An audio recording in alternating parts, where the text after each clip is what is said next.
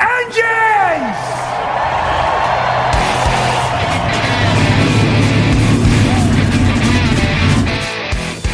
Hit the pace car!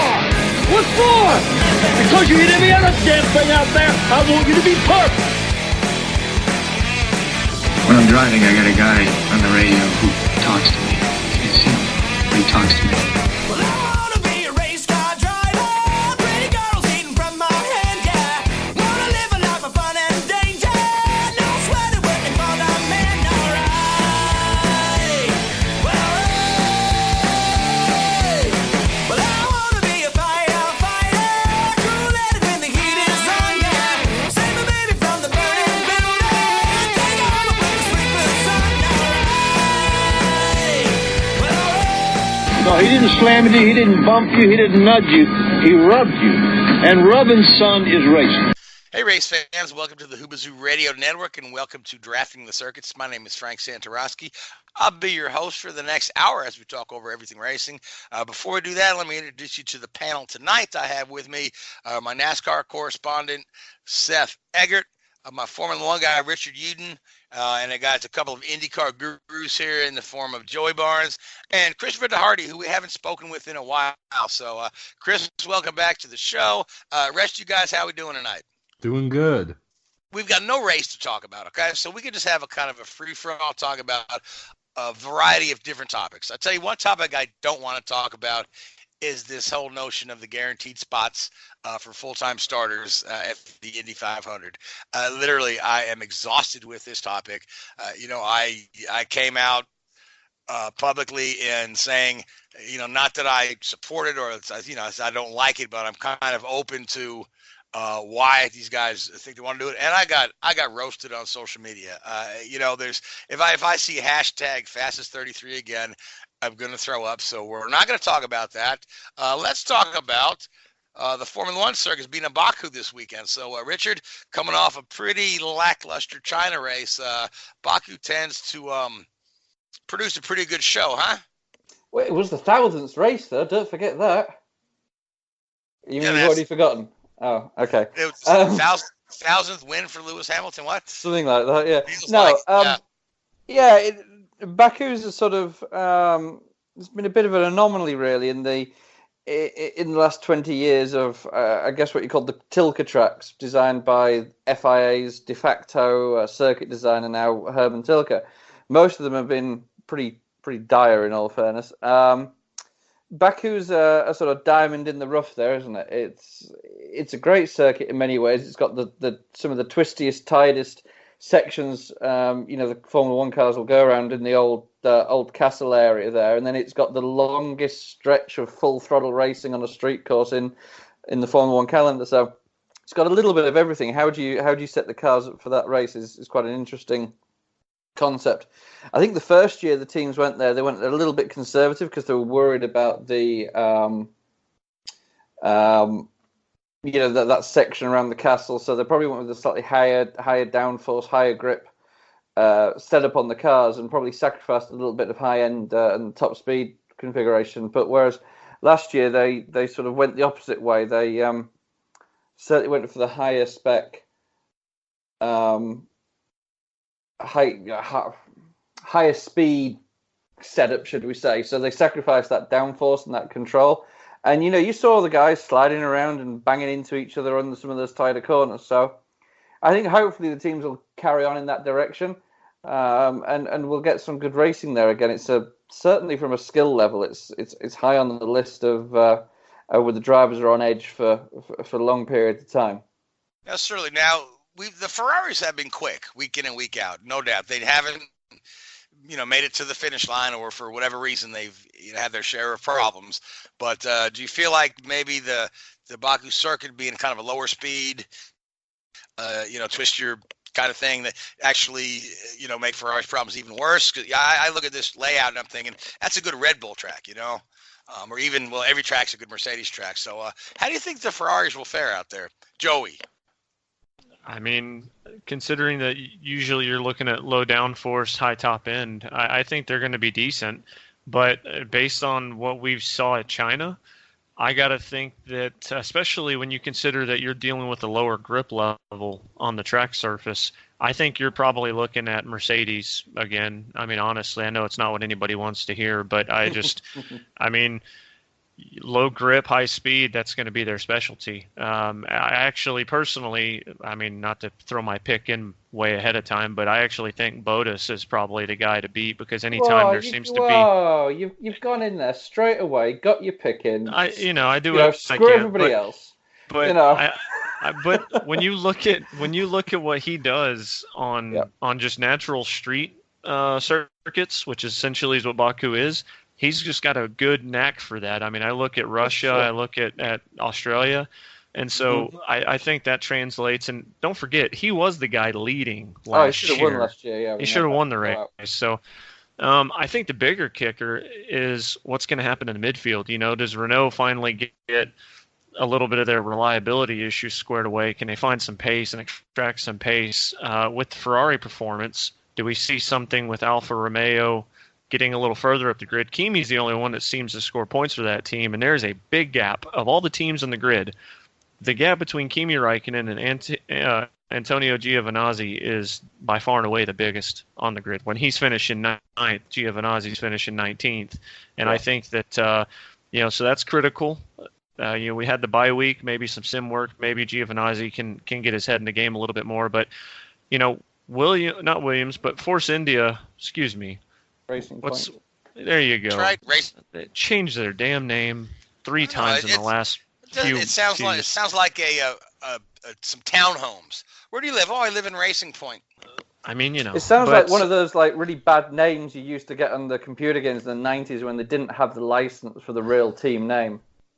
Right. There you go. But I think the thing that I'm intrigued by is, they've always been a team with Sergio Perez that has come to Baku, and they've always been somebody that fights in contention for a podium spot, historically speaking.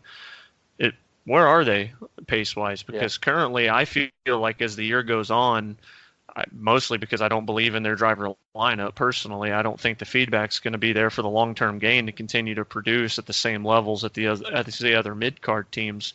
So this is their chance early in the season to really knock something out of the park and do something positive, because they've shown, as far as straight line speed historically, they can be better than Red Bull in that regard. But I think the thing you'd find with Racing Point there is you've got to remember obviously what went on at the team in the middle of last year when they were through all that financial trouble until Lawrence Stroll bought the team out there for his son.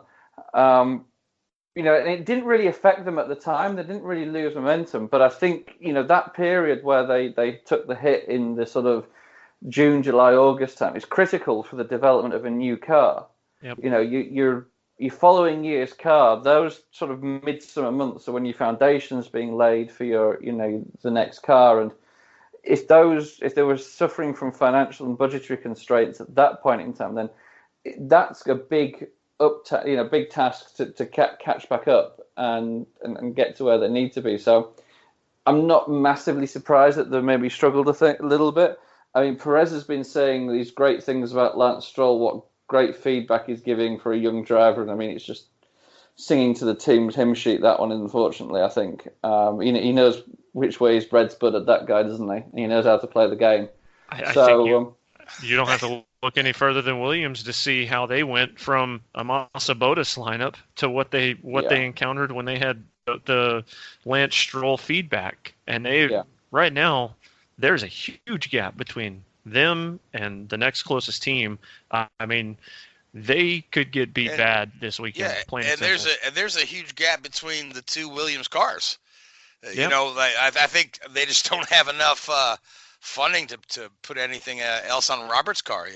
They're putting anything new goes on George Russell's car, and Robert came out in the press the other day. He says no, he just cannot match his teammates' pace, and it has nothing to do with driver, everything to do with the equipment he's being given.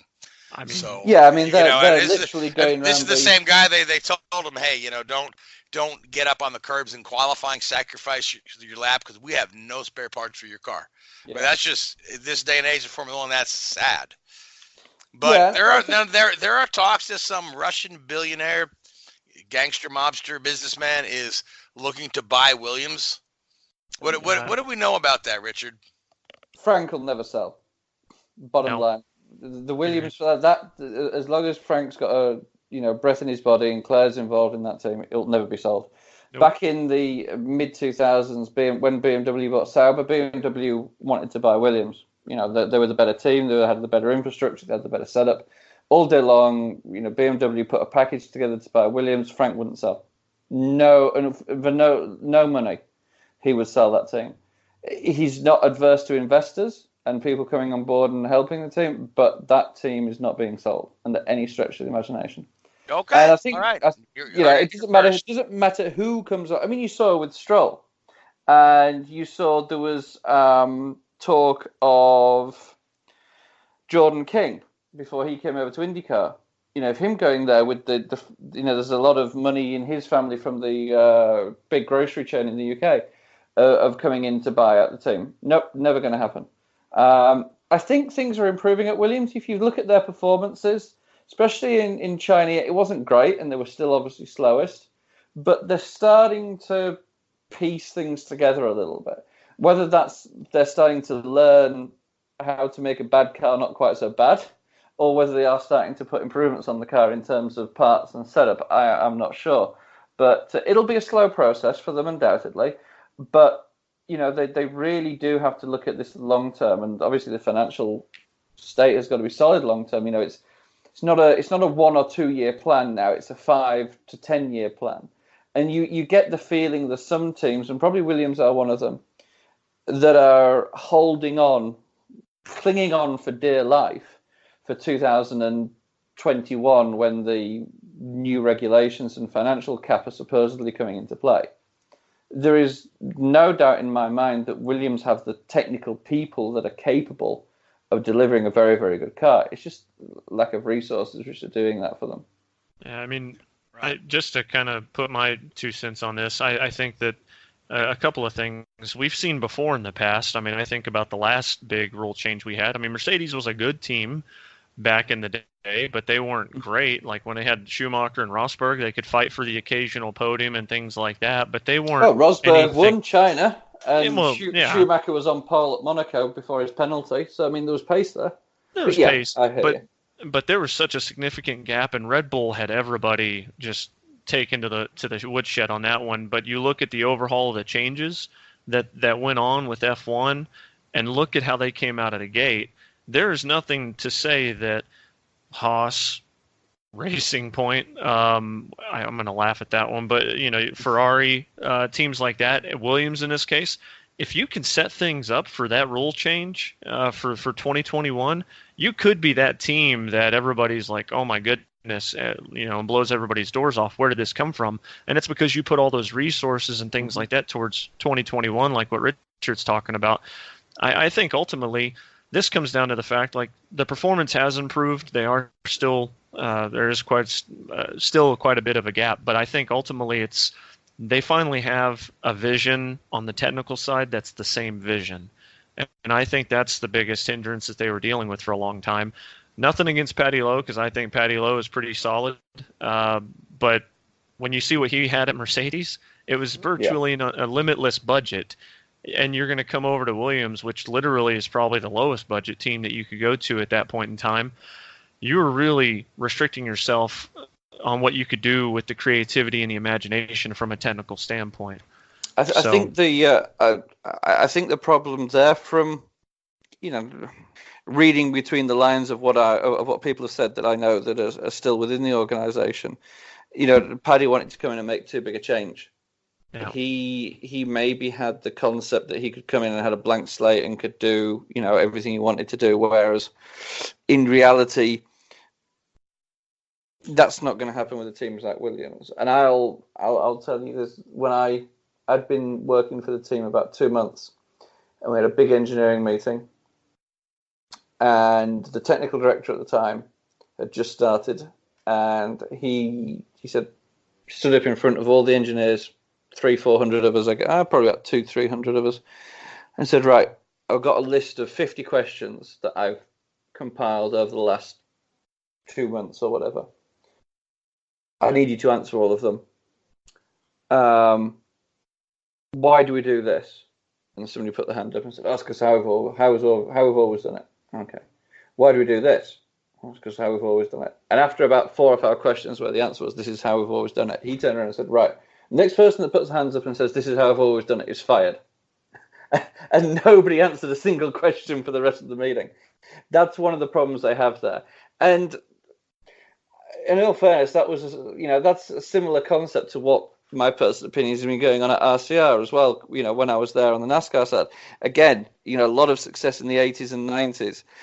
And the concepts were, this is how we've always done it. Sometimes you need to move on. And I think Paddy came in and tried to make too many changes.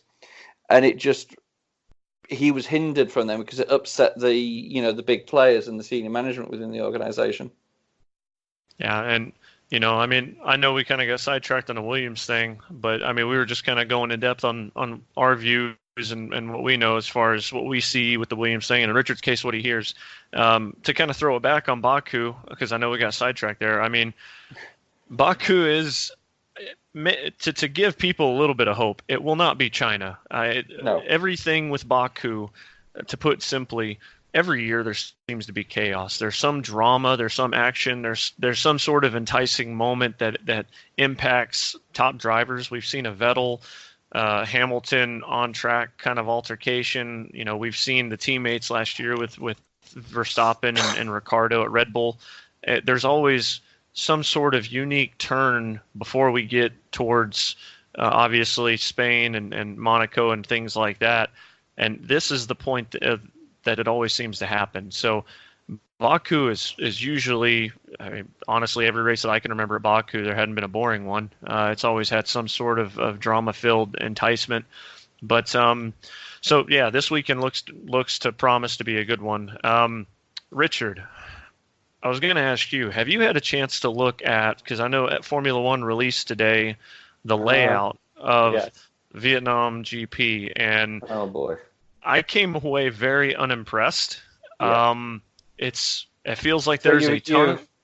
You've got long straight, that the first 2 turns at China, long straight, that never-ending turn at South Korea. Remember the old South Korea track? There's that never-ending right-hand turn. Mm-hmm. Long straight, hairpin, long straight, S's at Suzuka, and that's it. Yeah, it's almost like one of these circuits where when you're a kid, you always draw these circuits, have the best corners from every track, and you try and piece them all together and make them work. And that's exactly what this Vietnam track looks like. It looks terrible. It could it's be a good. Street course. Yeah, it could be good. Let's not knock it until we see it. There's some nice long straights there with slow corner exit, which is what you want for overtaking. If you have the problem with a lot of these tracks is they have long straights, which are great with a long braking zone, which is again what you need for overtaking. But you have a fast entry to that long straight, so you need the downforce to be fast on a coming out of a corner. And typically the car in front has got clean air, so they have far better aerodynamic grip. The car behind is in the wake of the lead car, so they don't get the grip, so they can't follow as closely. So then they've got a longer distance to catch up. If you've got a nice slow corner coming onto a long straight, then the chances of the rear car being able to follow the lead car a lot closer are far exceeded. So, it could work. It could work. Tilke's been very hit and miss with his tracks. Some of them I think have been good. Unfortunately, I think most of the good ones, maybe apart from Coda, are no longer on the calendar. I thought Turkey was pretty good. Malaysia was pretty good. And we've dumped those. Singapore's okay. Abu Dhabi's a travesty. Sochi's okay. This Baku's pretty good, but it's hit and miss. So we'll see what comes up with this one. Yeah, So now are we 100% guaranteed that this race will come into fruition? What could possibly go wrong? Yeah, no, I know they've got it. What could possibly go wrong? Okay, well, I can think of about 5 announced races that that didn't happen. So I just don't know what the feel is around the Formula One paddock. Everybody I think it pretty will, optimistic that this is a go. Okay, all right. I'm just wondering. ever since we lost Malaysia, it's important that we were able to retap that market Right. from a Formula One side. So to have Vietnam is big.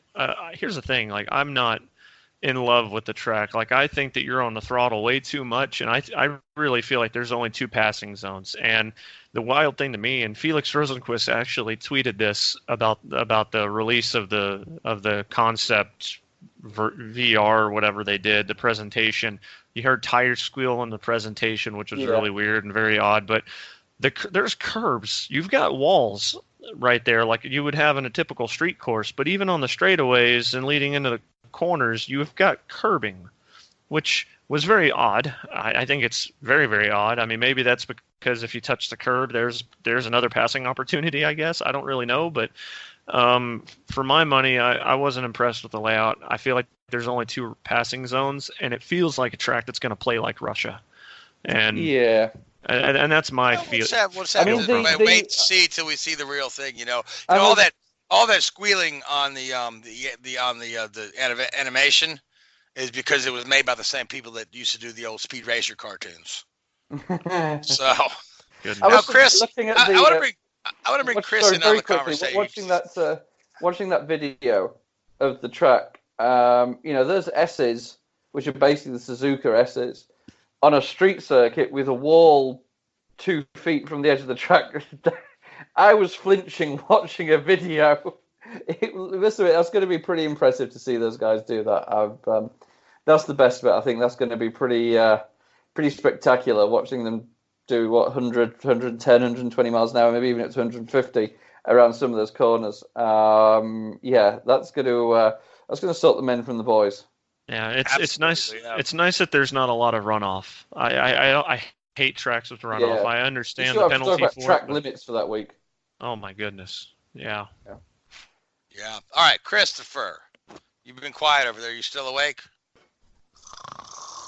Okay. What? What? I'm kidding. I gotcha. So before we move on, I just wanted to see if you want to chime in on any of these topics about Baku or Williams or Ferrari, Red Bull, anything we've been talking about, and then I will if I may, I will bring you the first pick.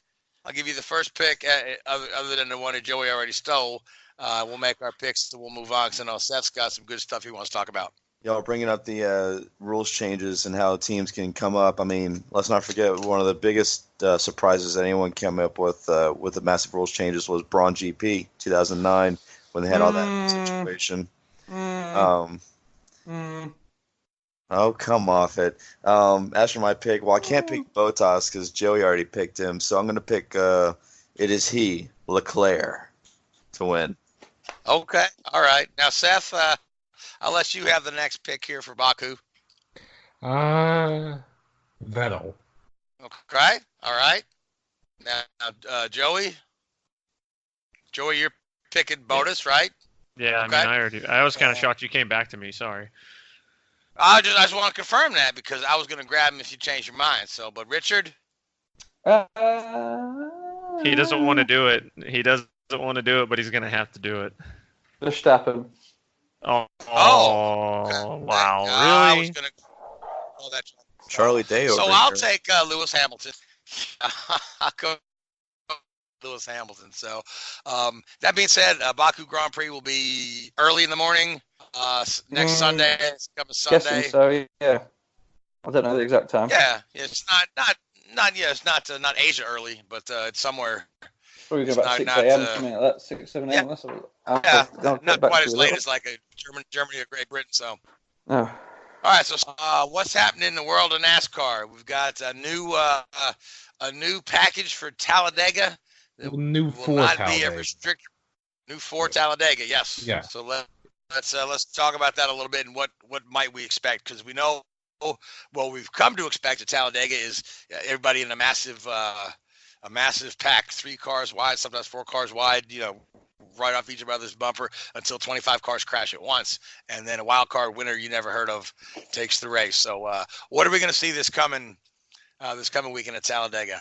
Well, honestly, it's hard to say because we haven't actually seen this package in the Cup Series. We've seen it in the Truck Series or something comparable to it, which that's typically a loose pack, a little bit more being able to move around, suck up to the truck in front of it. So they're thinking that might be what we see in the Cup race. There are some teams and drivers that think handling might be a big issue. There are some teams and drivers that think that it might even be a tandem draft.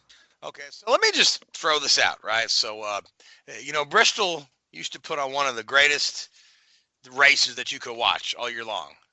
Then they went and they changed the track. They come out with the different car and different packages and this and that, and the crowds left in droves. If you look at these stands, you look at the from Bristol a couple weeks ago. Now Talladega remains as one of the best attended races of the year. I mean, they haven't dropped off as much as some of the other tracks, but people love the restrictor plate races.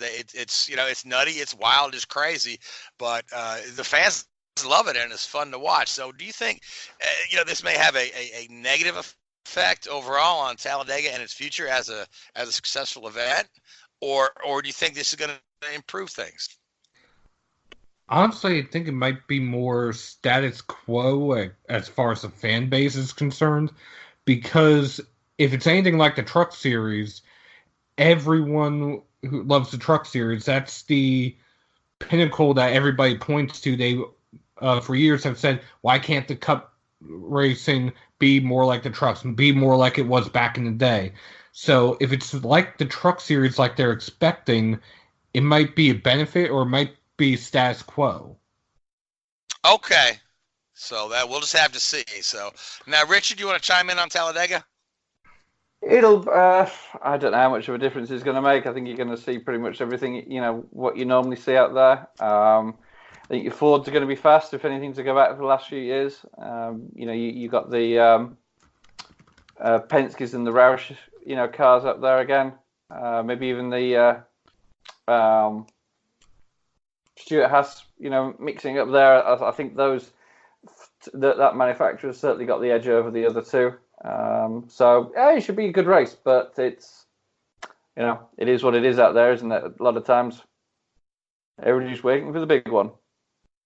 Yeah, I mean, I just, to me, we keep making changes in NASCAR land, and it's getting way too much to keep up with, because it feels like they're rewriting the entire book on things. And while that could be a positive in the coming years, I feel like this is one avenue that didn't maybe necessarily need to be changed just yet, because there's other rules and other things that could be touched first before we get to this. And it would be nice if we could resolve one area before we move on to the next. I feel like they just continue to add things to their plate. I hope it works out. I'm optimistic, but again, it wasn't necessarily something that needed to be touched immediately in comparison to some of the other things that they're having to deal with on the 1.5 miles and even on the short track side, like you had mentioned with Bristol and maybe even Richmond and places like that. So we'll see.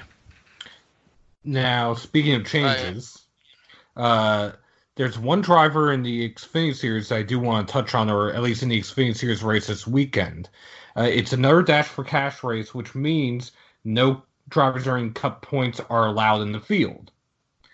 However, Landon Castle has switched his preferred series from the Cup Series to the Xfinity Series, and drive the number 4 for JD Motorsports in the Xfinity race.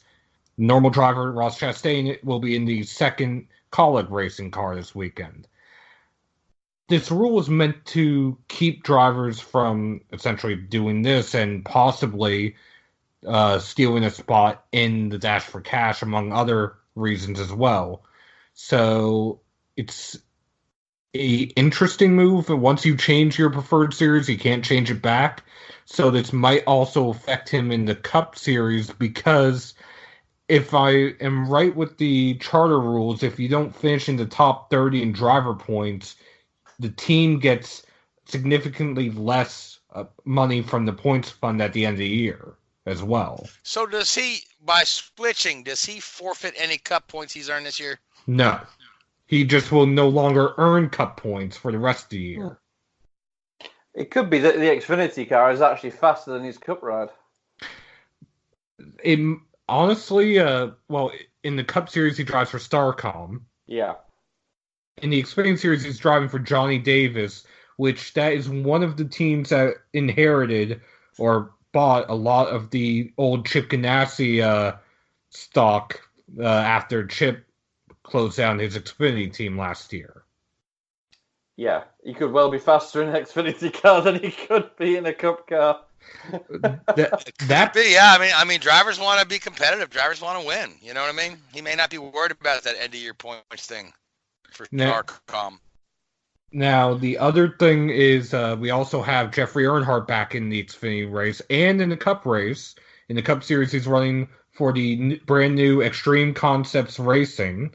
It's essentially his sponsor. It's the IK9 sponsorship sponsoring him in both the Xfinity race and the Cup race.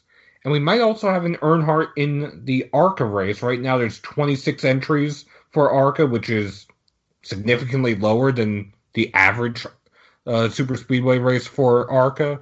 Bobby Dale Earnhardt, Jeffrey's brother, might be running the ARCA race. What's he run before? He has run a handful of Xfinity races and ARCA races.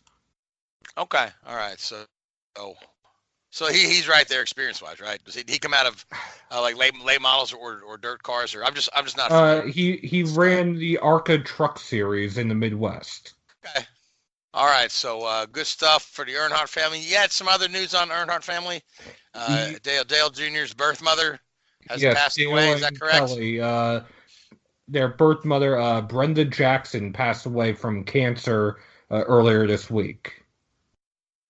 Okay, so very sad news. So our thoughts are with the Earnhardt family there. I know, so Dale has essentially lost both his parents in the last couple of decades. So, but speaking of Junior, so he made quite a splash when when they added him to the broadcast team for the Indianapolis 500. Even though he's not going to be calling the race, he'll be part of the color commentary crew. But I really like the work he does with NBC. I mean, and they've had him at the Olympics, they had him at the Kentucky Derby, and now people are like losing their shit because he's going to be at the Indy 500. I'm like, the horse racing people didn't lose it when Dale was there. I think it's fun. I think it adds to the thing. So, Joey, your thoughts on that? Dale Jr. on the broadcast team with Danica there as well? Yeah, I mean, I'm a little kind of baffled on the Danica side of things just because of some of the comments she made at the end of last year after she hung up her helmet. But on the Earnhardt side of things, I think it's good for the sport for a number of reasons. If he plays the same role that he did at the Rolex, where he's kind of sitting on the timing stand essentially Pit for box. TV pit box. Well, we call it a timing stand in IndyCar land there, sir. So, fair enough. But no, they got him up on that, and essentially he's kind of playing middleman to the fans who are interested in him and following him, and kind of trying to translate that understanding and kind of move it towards, essentially towards IndyCar in this case. He did that with Rolex, and I thought it was good. Obviously, they saw a jump in their ratings. I don't know if that was dependent on just Dale Jr. I don't know if his power is that, crazy good, but I think it's good for a variety of reasons. I know the hardcores may not be so sold on it, but I've had to listen to Eddie Cheever for most of my life on the broadcast. Yeah.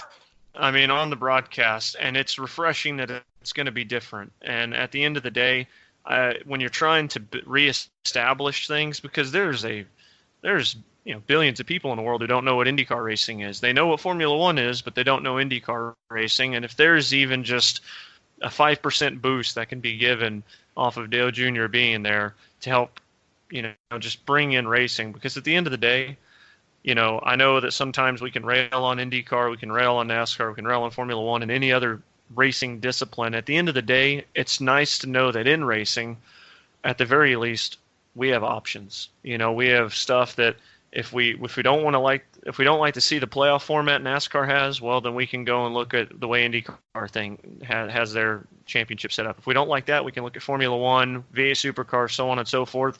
And there's just a plethora for us. And I think anytime that you can get a little bit of that interest interwoven to each other, it just strengthens the entire industry. And so that's why I'm all for it. Just please don't do what Rusty Wallace did in 2006, calling it the most exciting Daytona 500 ever. I don't think you got to worry about that. Yeah, I don't think we have to worry about that. I think Dale will remember where he is. Rusty was a little rusty back there. So, but I just think overall NBC is doing a nice job cross promoting. I've got NBC Sports on all the time at work. Along with Fox One and ESPN, and every sports station in the world is on at the bar there. And I see a lot of IndyCar commercials on NBCSN. They're cross promoting it with the Kentucky Derby, with hockey playoffs. I see IndyCar drivers showing up at these hockey games and showing up at other places.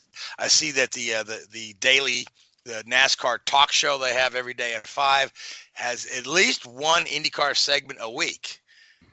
Which is pretty neat. So I hope that maybe expands to, maybe they can expand that program instead of being NASCAR America to, just say Racing America, and they can, kind of showcase both NASCAR and IndyCar and anything else that NBC chooses to cover. So now, before we move away from this topic, Richard, you say that you've got a point. Yeah, it'd be interested to know if Junior has a genuine interest in IndyCar and is wanting to do this off his own back, or if this is NBC trying to place him somewhere to get a ratings boost. If the guy is genuinely interested in IndyCar racing and genuinely interested in the event, which I'm sure there's a certain amount of that. I mean, racers, do take interest in the racing series for sure. But I liken it to what to go off a complete tangent, the MLS does in the US with the soccer teams. There, they bring in big names who are retiring from Europe to try and boost the ratings, and it just never really gets that momentum, because as soon as those players retire or move on, it's back to trying to find the next guy to drag over and try and boost the ratings or get people through the door to watch. So I just think it needs to be genuine. It needs to be honestly, real. I think it's a little bit of both. I think NBC would like to have him there for the rating boost, but I think he genuinely is excited about doing it. And he's always wanted to go to the Indy 500. I think he's really looking to to do the best he can with it. I think he's generally interested. He's invited Will Power to be his guest on his podcast this week. He's reaching out. He's learning. I think he's genuinely interested because love him or hate him, right? Dale Jr. is just a good old boy who loves racing. Oh, you know what I mean? And he's genuine. Here's the one thing that I'll add to this before we move on, because I know you want to give this subject a rest. At the end of the day, if it's similar to the role he played at the Rolex, I'm 100% for it. I don't necessarily think he should be calling play-by-play when you already have the strength of Lee Diffie and Townsend Bell and PT in the booth. But that said, I kind of trust NBC on this only because I've seen how they built up, obviously, what they've done with hockey, because they've been huge in the return of hockey becoming at least somewhat relevant. And also what they've done with the Premier League has been sensational. I mean, y'all guys know that I love soccer quite a bit, and football. So, yeah, in your case, football. Football.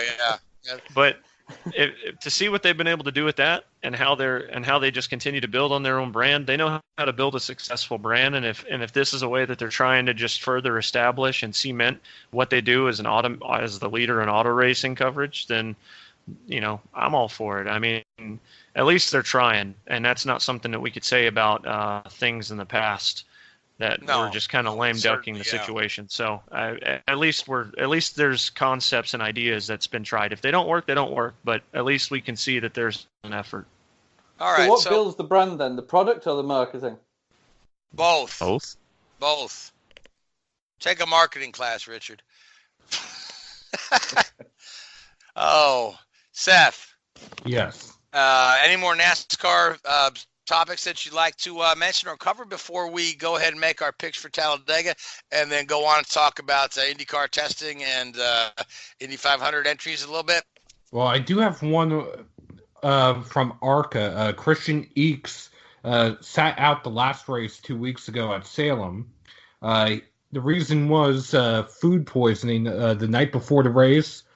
He was actually admitted to the hospital. The food poisoning was so severe it caused a tracheal tear and a bacterial infection. As of right now, he should be back in the Venturini Motorsports car this weekend at Talladega.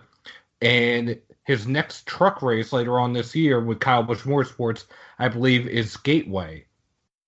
And he went from leading the points to, I believe, 7th in the points, 105 points back. Ouch. Yeah, took quite a hit there. So, all right. So, Seth, who do you like for Talladega? Again, Talladega is always a wild card to pick to begin with, but now we've got a different racing package there. So, what do you think? Well, I still think it'll be a wild card winner, so I'm going to go with Matt DiBenedetto. That's wild. Okay, Richard, who do you like? Ryan Newman. Completely random. Actually, didn't we do these picks last week? Because I said Paul Menard last week. Yes, you did say Paul Menard last week, right? So I'm going to go back with Paul Menard. Hasn't changed in the last 2 weeks. Okay, well, he hasn't won in the last 2 weeks either, so. No. Oh, my. Christopher. Kyle Busch. Kyle Busch. You can't go wrong with that. Joey. If there's a potential for tandem drafting, then I guess I'll go with Brad Keselowski. All right, that's who I was going to go with since he's been so strong in Talladega, but you've left me no choice other than to say Denny Hamlin. So, actually, you left me a lot of choices, but I'm going to go with Denny Hamlin for Talladega. So, with that being said, let's move on and talk about IndyCar a little bit, okay? So, we had all the cars, the veterans will be testing at a speedway. By the time you hear this broadcast, the test will be over, but the time we're taping the test is tomorrow. The weather looks good. We've seen the entry list. There have been some new liveries revealed. We've seen Marco Andretti's livery was revealed on live TV on the Today Show. It is a Dayglow STP orange that's modeled after his grandfather's 1969 winner.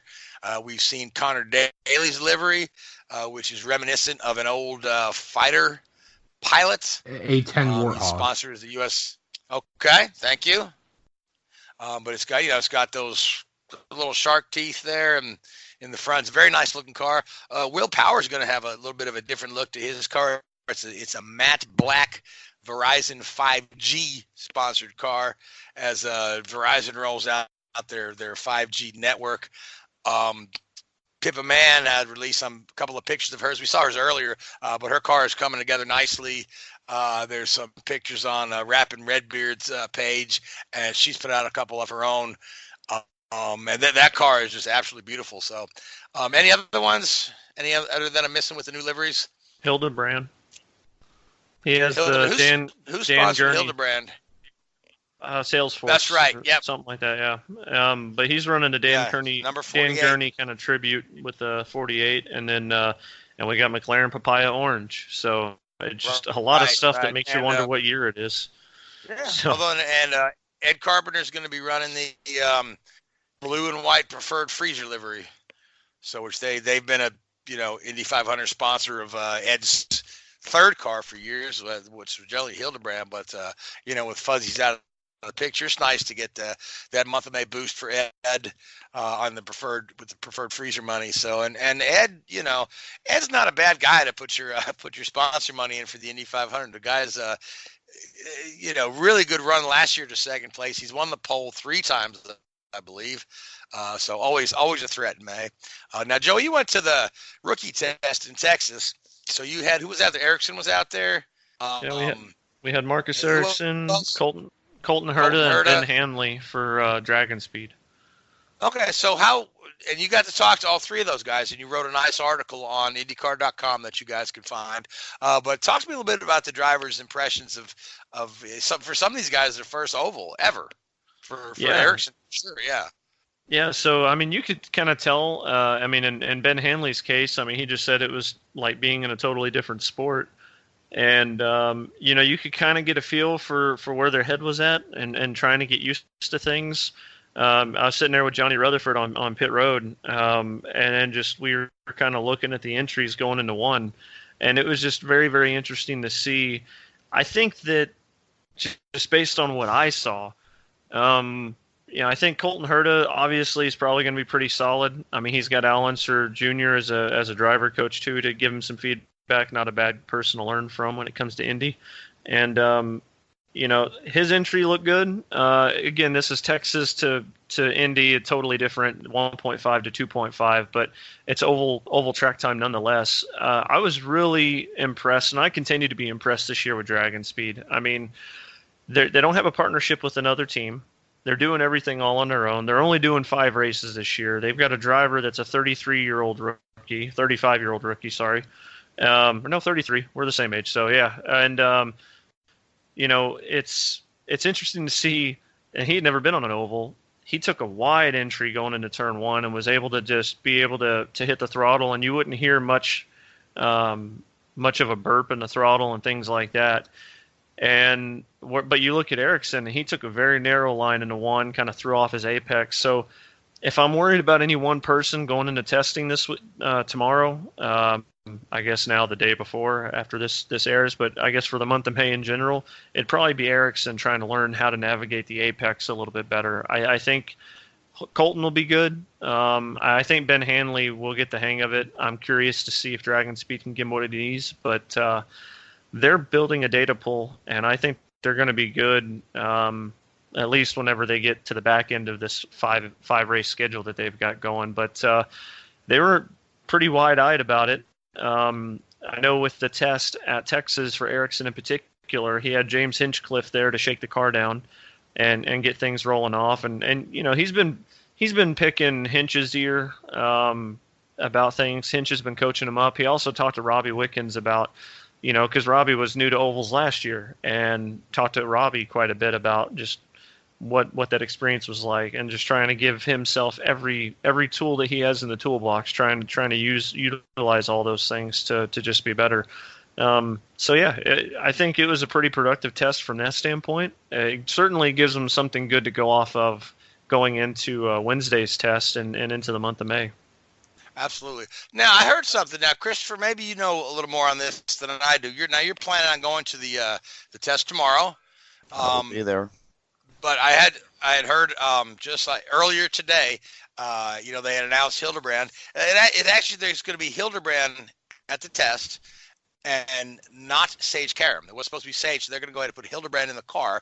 And my question is, why aren't they just running both guys? Is there a limited amount of cars allowed to test, or does Ryan Reinbold just not have a second car put together yet? What do you think? I think Ryan Reinbold's still putting Sage's car together, honestly. If you're going to put together a car for the Speedway, those take a lot of tender love and care to make sure the body fits all right and that the exhaust pipes aren't too high out of the car, and you want to try and massage that thing for everything it's worth. And it's my understanding that it's going to be Hildebrand in Sage's car. Now, I saw a picture on the Ryan Reinbold Facebook page. It was a Salesforce livery that was out there, so that means that JR's car is actually there. Okay, all right. I don't know. Okay, so I just because I had seen pictures of Sage's car in the the paint shop, so it may not be done, but I don't think it's done yet. I mean, but you can't go wrong with JR. I mean, I know not to knock Sage because Sage is a pretty good racer at Indy, but yeah, I mean, JR went and passed the second most cars out of anybody last year. He ended up passing. You'd get good feedback out of. Yeah, and so I think it's good overall for the team. And at the end of the day, if you got 2 cars, and it's better to chance one and lose one than to chance 2 and lose both, and then you're really screwed here in a couple of weeks. So I think it was a smart decision on their part, and they're not I don't believe they're the only team that's doing that too. So. Yeah, and not everyone's not out there yet. So if I had to read between the lines of what you just said, is you reduce the chances of wrecking the car if you don't let Sage drive it. Is that how I understood what you said? That's not quite how I was trying to phrase that. I know. It just struck me as funny though, because I'm easily amused. Twist my words, I tell you. Yes. Sage Karam, I'm gonna come after you now. He gonna put a thumbs down on your tweet. So So, Christopher, so what are you looking to see in the test? I'm kind of interested to see how the McLaren fares against the other cars. You know, this Alonso's effort this year is not quite as turnkey as it was last year when he was just able to hop in an Andretti car. They're doing this whole thing on their own. Their technical partner is Carlin, which no knock on Carlin, but they've not been in the sport quite as long as Andretti. Do you feel like this is going to be a bit of a more uphill struggle for Alonso? I don't know. Carlin actually did a good job last year getting both cars into the field, which was a big challenge for them, I think, considering where they were on the timing sheets in the pre-month of May tests last year. I think McLaren's going to have a tough time getting everything set up because you're looking at how much data they're going to have. With Andretti, you had like 4 other cars of data to look at. With Carlin, you just have 2. But granted, you do have 2 pretty good drivers on the team at Indianapolis. And I emphasize at Indianapolis because Chilton a couple of years ago led the most laps in the 2017 race, and Charlie Kimball has had a couple of top 5 finishes there, including I think he finished 3rd in 2015. So he knows how to get around the place. He does have a 3rd there, yeah. Mm-hmm. No, Charlie runs well at the Speedway, yeah. I mean, people like to knock Charlie, but he's always run well at the Speedway. Except for on the last lap of the race, but I digress. Sorry, he was running out of fuel. That was JR's fault, not not backing off. So, but I will say this: right. I think that McLaren. I'm sorry to disrupt your thoughts. So I'm just saying, if McLaren can take advantage of all the time that they have and are looking at this with an open mind, they will have a much better time this year than Lena Gay did last year trying to embrace ovals when she was working with Hinchcliffe at Schmidt-Peterson Motorsports. True. So speaking of Hinchcliffes, we are going to have a couple bumps this year. I think we have 34 car and driver combinations confirmed, and 1 more car confirmed that's yet to have a driver announced, and that the high speculation is that it's going to be Oriol Servia in the number 77 Schmidt-Peterson 3rd entry. But other than that, that's 35 cars. And I think that's probably it. I don't think there's any more surprises. We still don't have the Juncos driver announced. We don't have the Juncos driver. You're right. We don't have the Juncos driver announced. And I think there's one other one that hasn't been announced yet. Buddy Lazier. No, he's not coming back. You know how many times that's happened where he pulled up on us last minute out at Indy. But from what I've heard, there is one more. That 1 year she didn't show up until the day before qualifying. So I'll go ahead, Chris. No, I'm just saying there's one. From my recollection, there is still 1 car driver combination that hasn't been announced yet, but I'm not gonna speculate on that any further. The ones that the Schmidt-Peterson and then the Juncos has not announced a driver, but they have said it's just going to be a 1 car effort, as well as Harding Steinbrenner said we're going to be just a 1 car effort. I can't think of another one that's not announced, so but it might be. I mean, somebody will call us out on social media and say, "Oh, you guys are making a show and don't even know your shit." So I kid. So realistically, I mean, who do you think gets bumped? You got to look at a guy like Ben Handley, even though they've done a great job. I don't know that they've been a couple seconds off the pace a lot of these races. You got to look at somebody like I hate to say it, Pippa last year couldn't get up to speed. I mean, she's been a perennial kind of towards the back qualifier, but it could very well be somebody that has a bad time like Hinch. Could be Alonso getting bumps. Can you imagine the reaction worldwide if Alonso got bumped? Be awesome. That was my bold prediction at the beginning of the year, that Alonso gets bumped from the 500. So we'll see.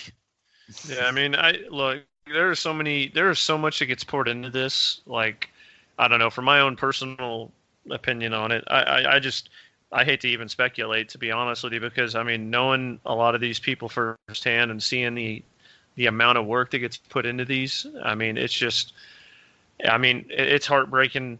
Like for every great story on who made the last row at the last row party, there's always the heartbreak. And last year it was Hinch, and now that we have more than 33 cars.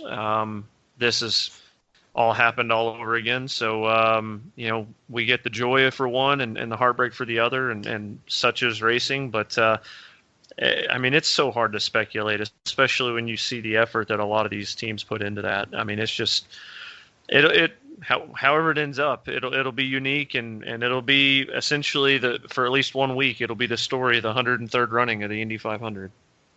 It sure will, yeah. Do you ever see a time where they expand the field to, maybe 36 cars or 39 cars? Yeah, I know people would lose their minds again, but No. I really don't see any reason why the track can't accommodate another row, especially if we start getting, 39, 40, 42 entries, I hope not. Yeah, no, I don't see it, only because, quite honestly, I just don't think the economics are there to support it. From just, from a sponsorship standpoint, from a team standpoint, from the amount of chassis that are built and things like that, I just don't necessarily think that those things are feasible. At least not in the next 3 or 4 years. You've got 2 OEMs that are stretching themselves thin just to field, 35 entries to qualify, let alone, we're still trying to get that third OEM, which should be coming soon, but it won't be until probably 2021 that we get that. So I don't see a change until we can get maybe 4 OEMs. There's not even, in my opinion, a reason to think about it, because there's so many things that should be handled first, and that's definitely not on the priority of the list from just my perspective. All right. So now, Richard, Seth, you got any comments on any of these 8,500 entries or anything about heading into the month of May? I think it's a great month, isn't it? It's one of the only real motorsport events, maybe outside of the Daytona 24-hour race and Le Mans, where you have this big build up for so long. But I think it's I think you see the popularity of the race again probably pick up. It'll be interesting to see the viewing figures again from Europe with Alonso being involved.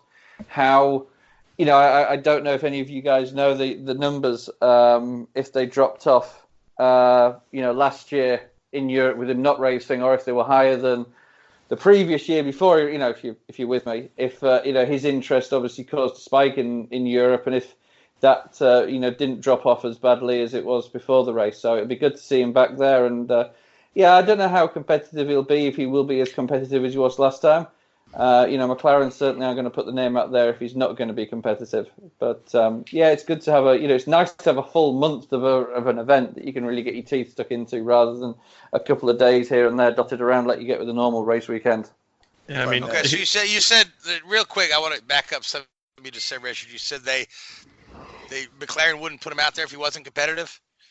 Why do they do that? Okay, this is a little bit different, I think. In Formula One, how should we put it in Formula One? The difference between being competitive in Formula One and not being competitive is far different from the being competitive and not competitive in IndyCar. I'm not saying it's easier to be competitive in IndyCar, but I think the tools that you have available to you. Let me rephrase it. What makes Richard, the team? You don't have to explain it. I would just show you the irony in your statement. So no, I very agree. But real quickly, I did want to make a point. Actually, what makes you quick in? Go ahead. What makes you quick in IndyCar? A lot of it, McLaren already have covered, and that's execution, and that's teamwork, and that's how you operate as an organisation. You look at the likes of Penske and Ganassi; they operate at very, very similar levels to Formula One teams when it comes to their professionalism and how they execute a race weekend. Maybe not quite so much for some of the smaller teams. So a lot of these things that are needed to be competitive, McLaren will already be able to execute. So it's a lot easier for them there, I think. Yeah, here's one thing I'll say on the McLaren side of things. This will be the last thought of the evening, because we are up against the clock. So, Joey, you've got the last word this week. So Make sure it's a good one. At the end of the day, I think that we look at Alonso and we look at McLaren. I don't think they're going to struggle. Based on what I saw at the test firsthand a couple of weeks ago, I look at this program. I see where they're headed. I see the bonding that they have to put things together. I think they're going to be just fine. And I think in some ways, I'm not going to sit here and tell anybody who to root for or who to be a fan of and who not to. and it's okay if you don't want to see Alonso win, but I think it's important at the end of the day that McLaren are competitive, because at the end of the day, again, since that's what I continue to say, if McLaren are competitive, we will see them in IndyCar racing on a full-time effort sooner rather than later. And if they're in sooner rather than later, that helps the overall growth of our, not just IndyCar racing, but I think of motorsport as well. And it brings in new sponsors, new teams, new driver lineups, things like that. And it could build more interest, and we could see maybe McLaren, from my perspective, plays with some of their developmental drivers that they groom for Formula One. Maybe they play with them here in IndyCar, and that's not necessarily a bad thing. So at the end of the day, I'm going to be rooting for McLaren just from a perspective that I want them in the sport on a full-time basis sooner rather than later. I agree with you there. So, but we are out of time, guys. So I want to thank the Hoobazoo Radio Network. I want to thank all you folks that tune in and listen. I want to thank iHeartRadio. I want to thank you, Joey, Richard, Christopher, and Seth. Guys, it's been nice talking to you. And folks, thanks for tuning in and listening. And we'll talk to you all in a week. Good night. Hoobazoo.com.